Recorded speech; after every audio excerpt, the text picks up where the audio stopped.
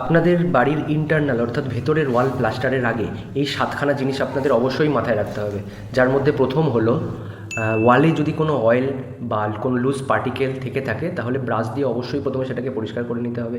এবং সেকেন্ড হচ্ছে আপনাদেরকে ওয়ালটা ভিজিয়ে নিতে হবে প্লাস্টারের আগে, না হলে মর্টারে যে ওয়াটার থাকে ব্রিক সেগুলোকে অ্যাবজর্ব করে নেয় এবং মর্টার লুজ হয়ে যেতে পারে। তারপরে হচ্ছে আরসিসি যে সমস্ত জায়গাগুলো রয়েছে অর্থাৎ লিন্টেল বা লফট ছাদ, এগুলোকে আপনাদেরকে চিপিং করে নিতে হবে ভালোভাবে, না হলে মর্টার কিন্তু খুলে পড়ে যেতে পারে।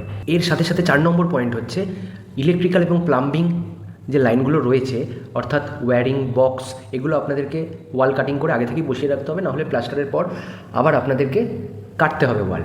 এবং 5 নম্বর যে পয়েন্ট রয়েছে সেটা হলো ব্রিক এবং আরসিসি যে জয়েন্টটা, সেখানে অবশ্যই চিকেন ওয়্যারমেস ইউজ করতে হবে, নাহলে কিন্তু একটা হেয়ার ক্র্যাক সেখানে চলে আসে।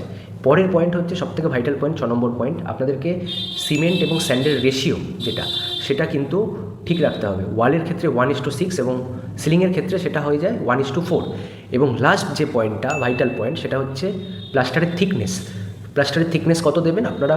12 mm থেকে 18 mm এর মধ্যে রাখার চেষ্টা করবেন।